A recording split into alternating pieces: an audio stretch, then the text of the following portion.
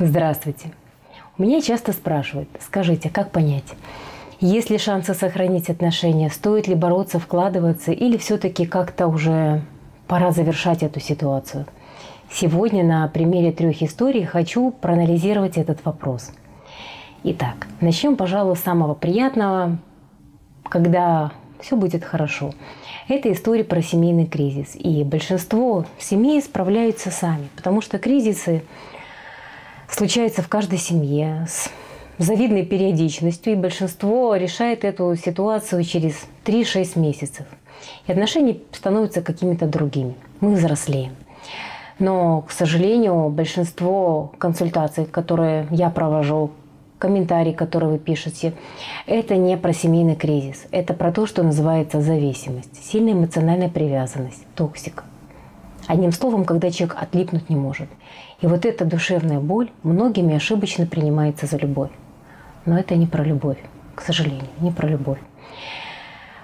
При семейном кризисе, смотрите, вот что значит здоровые отношения. В семье, кроме семейной жизни, и у мужа, и у жены есть еще личная жизнь, какая-то своя душина, свои интересы. И когда все очень плохо, то каждый из них хотел бы сохранить семью и думает, где можно было бы там уступить, ужаться, подвинуться, да, как-то вот что-то поменять. Но не любой ценой. То есть семья любой ценой не нужна. Это первый момент. А второй момент, как я говорю, была и остается личная жизнь. То есть при семейном кризисе муж переживает, потому что жена охладела, пропали чувства, начинает говорить про развод. Он идет домой и переживает. Но даже несмотря на это, он думает, вот я сейчас приду домой и полежу на диванчике, посмотрю футбол, почитаю новости, поиграю в компьютер, попью пиво, схожу в гараж, в тренажерку, к соседу. У него есть своя душа. Здесь главное, что у него есть свой способ снятия психоэмоционального напряжения без ущерба для своего здоровья и вреда для окружающих. А вот при зависимости, когда шансов мало, но все-таки есть, когда муж идет домой, у него в голове такие многоходовочки.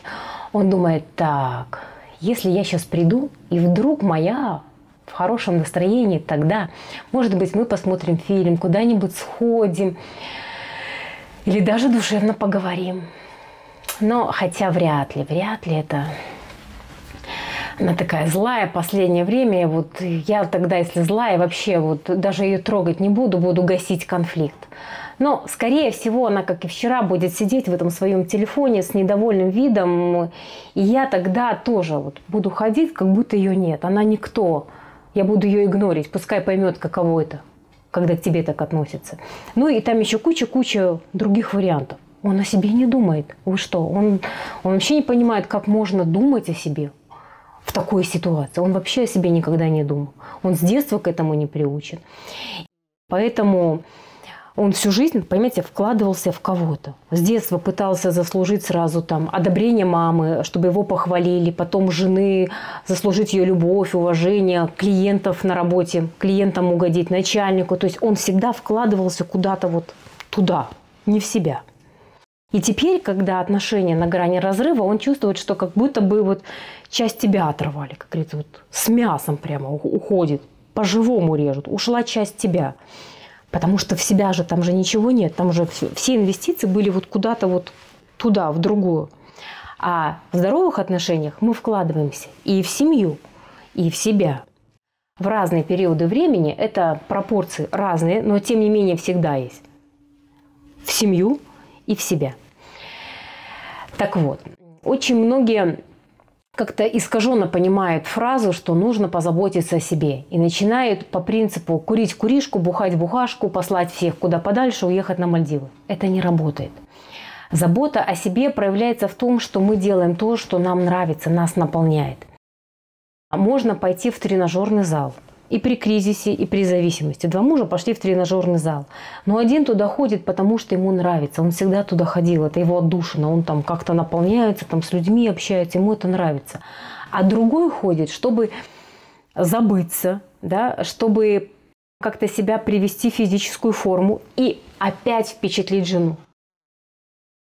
Я не говорю, что не надо ходить в тренажерный зал. Поймите, у них мотивы разные. Мы можем делать одно и то же действие, но разные причины, почему мы это делаем. Если это делать, опять же, да, при зависимости, он хочет впечатлить жену, он опять не туда вкладывается. И результата нет. И человек действительно старается. Многие говорят, знаете, чем больше я стараюсь, тем хуже получается. А вся проблема в том, что он старается, как бы, знаете, управлять эмоциями другого человека, жены, чтобы она не злилась, чтобы она там, ей было хорошо, чтобы она обрадовалась. И, может быть, тогда она это оценит и к нему будет хорошо относиться. То есть ей хорошо и через нее себе получить. Но так не работает. Нужно самому наполниться. Это дает человеку эмоциональную устойчивость. Эмоциональная устойчивость, чтобы у человека была, у него должна быть внутренний стержень, опора. Он как бы вот делает то, что ему нравится, то, что его внутри наполняет. Здесь такой важный момент. Человек, как бы первый муж, да, он все усилия прикладывает не на то, чтобы как-то угодить жене, а на то, чтобы научиться управлять своим эмоциональным состоянием, чтобы забрать эмоциональную власть у жены и вернуть себе контроль над своими эмоциями. И тогда ситуация решается. Следующий важный момент. Часто вот этот совет «займись собой», да, сделай для себя что-то, впечатли свою жену. Сделай так, чтобы она поняла, что она потеряла. Тут даже не говорят, кого потеряла, так и пишут, что потеряла. И people have it. Как вещь. И многие начинают вот эти вот фотосессии успешного успеха, какие-то вещи покупать себе. Поймите, опять же, это я не о том, что нужно что-то донашивать и на себя забить. Но опять, человек это делает для того, чтобы жена это оценила. Он это не для себя делает. И это всегда мимо. Вообще этот совет, почему не работает, он же изначально был для женщин. По статистике, мужчины чаще уходят от женщин, и для женщин это сильная такая душевная травма, переживание. И она начинает активно вот, внешность свою наращивать, потому что для женщины внешность – это возможность опять кого-то встретить. Там ботоксы, губы, ресницы, вещи такие, как в песне, да, она идет такая вся в Дольче Габбана, а на сердце рана. То есть чем лучше женщина выглядит, ярче, тем более она себя несчастной чувствует внутри. Есть определенная зависимость. Я иногда, знаете, когда встречаю своих знакомых, и она вот выглядит как-то вот, ну не так, как она обычно выглядит, как-то неестественно. У нее в гардеробе или во внешнем виде есть такая вещь, ну или какой-то элемент, как вырви глаз. Вот вообще это не ее там каблуки, которые это, она там на полусогнутых идет, или там прическа какая-то не такая. Но она пытается изобразить, что у нее все хорошо. Я говорю, ну что там, рассказывай, что случилось? Она говорит, ой, Белькевна, от тебя ничего не утаишь. Белькевна – это такой мой подпольный псевдоним среди знакомых и друзей. Что-то среднее между Светланой Николаевной и Белькевна. Значит, вот это женский способ. И вот эти способы, опять же, мужчины дают мужчинам, да, там, стань лучшей версией себя, не учитывая, как это выглядит в глазах женщины. Важный момент. Конечно, нужно заниматься своей внешностью. Многие, наверное, где-то там уже на Тиндере зарегистрировались, с кем-то познакомились. И для незнакомой женщины, девушки, это, конечно, мужчина-герой, он такой красивый, как с обложки, да, то есть она в него влюбилась, он произвел впечатление. Это работает. Но для бывшей, когда у вас до этого было много-много всего вот такой грязи этой, он выглядит как, знаете, он потерял для нее последние вот какие-то вот качества мужчины, за которые вот она его ценила. Он становится для нее слишком как женщина. Ты слишком как баба вырядился. Еще немножко на гея станет похож. Вот обычно так женщины размышляют. А на мужу он там купил себе что-то, она говорит, ну да. И он думает, что-то он ее впечатлил. Нет, она вам говорит одно, а думает совсем другое. Запомните, еще когда-то Фаина Раневская сказала, что еще ни одна женщина не сошла с ума от красивых мужских ног. Женщины обращают внимание на другие качества. Этот момент важно учитывать. Но, тем не менее, бывают же разные ситуации. Вот сейчас опять про внешний вид расскажу, да? Что мы должны всегда учитывать, в контексте чего это дается совет и рассказывается история. Был у меня на консультации однажды человек. Он пришел, значит, говорит, вот знаете, жизнь стала как-то налаживаться. Кофту, говорит, себе купил, серую. Хорошая такая кофта идет ему. И он начинает рассказывать, что вообще он в жизни, у него всегда все черное было. Вот прямо он говорит, вот с детства я всегда носил все черное. И вот это первая не черная вещь в его жизни. А он где-то 74-75 года рождения. Его молодость, она пришлась на те самые лихие 90-е, когда денег не было. Кругом бандиты, ну и люди в черном, понятное дело. Он с 14 лет работал. Опять же, чтобы родителям дать денег, потому что родители там без работы сидели, он где-то там крутился. Потом для жены, для детей, вот он вкладывался вот в других. И в 45 лет остался один, его жена бросила, ушла, они развелись. У него была сильнейшая депрессия, он говорит, что полгода я вообще не мог с дивана встать. Сидел, говорит, анализировал, почему жизнь так несправедлива, смотрел психологов, и он сделал правильные выводы. Это тот человек, который, можно сказать, собрал себя по частям. Таких единицы, восставшие из пепла. Ну, реально, это очень мало. Он сделал колоссальные усилия над собой. А у меня длинная же консультация, 2 часа, мы все успеваем обсудить. Он пришел и говорит, знаете, что-то я к вам пришел. Я уже, говорит, по-настоящему, заметьте, по-настоящему забыл и забил на все это. Меня стало отпускать. Я понял, что значит жить для себя. Да, что кроме серого, 50 оттенков серого, еще же есть там 7 цветов радуги. Это история не про кофты. Кофта – это всего лишь символ, да, что в жизни много радостей есть. Вдруг ему жена написала. И он говорит, знаете, я вот сижу и думаю, а оно мне надо? То есть он вырвался вот с того рабства, с плена, когда им пользовались.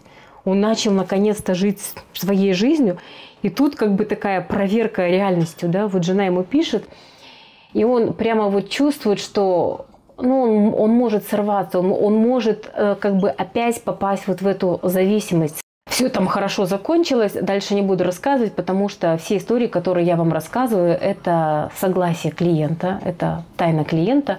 И у меня на каждую такую историю есть письменное согласие, что можно рассказать, что нельзя рассказать, да, в каком объеме, потому что иначе это уголовная ответственность. Поэтому просто так я ни про кого не расскажу. Вот поймите правильно про эту серую кофту. Дело не в том, что он купил себе серую кофту, и жена к нему через 3 года вернулась. Захотела, по крайней мере, вернуться. Да? Потому что многие же вот такие истории воспринимают буквально. Ну вот прямо слишком буквально, дословно.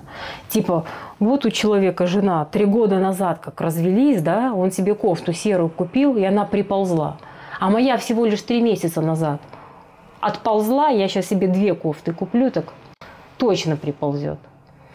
Может быть и такая логика. Это не так работает. Я думаю, что вы понимаете, что не так. Но на всякий случай скажу об этом, потому что разные я случаи видела. Это, еще раз повторюсь, когда мы вкладываемся внешним видом, чтобы ее впечатлить, это не работает. Вот этот человек, он не просто себе кофту купил.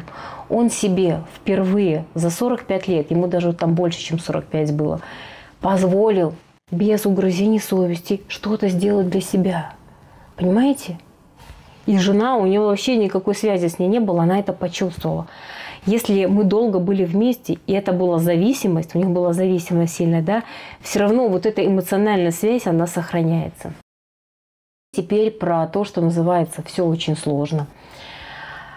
Значит, смотрите, первый случай – кризис, вот эта зависимость, и все очень сложно. У них внешняя обстановка дома практически одинакова. Муж говорит, слушай, ну сколько тебя просить? Я же тебя просил, вот не делай это. Ты можешь вот хотя бы из уважения ко мне это не делать.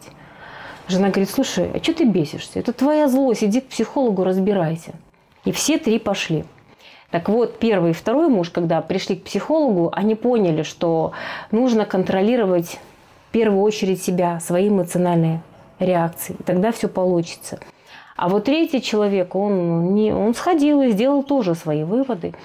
Значит, ситуация будет повторяться до тех пор, пока мы не выйдем из замкнутого круга, до тех пор, пока мы не будем реагировать по-другому, не возьмем на себя ответственность за свое эмоциональное переживание. Значит, опять та же история. Муж говорит, сколько раз я тебя просил это не делать. Жена ему говорит, что ты злишься, это твоя злость, сходи к психологу. Он говорит, сходил. Да, я злюсь, я знаю, что я злюсь. Но теперь ты знаешь, что я злюсь. И это твоя проблема. То есть этот человек никогда не выйдет из состояния жертвы. Он будет всеми правдами и неправдами перекладывать ответственность на другого человека. И поэтому он обречен. Он будет страдать, им будут пользоваться, его никто никогда не оценит. И если на начальных этапах люди приходят при зависимости, говорят, знаете, вот жена разлюбила, охладила, вот что сделать в отношениях, то вот эта ситуация, когда уже вот под плинтусом, можно сказать, он говорит, даже если ты меня не любишь, останься хотя бы из жалости. Но, к сожалению, люди расстаются. На этом все. Остались вопросы, пишите в комментариях. Если хотите, можете прийти на индивидуальную консультацию, мы с вами разберем. А с вами была я, семейный психолог-примиритель Светлана Белькевич.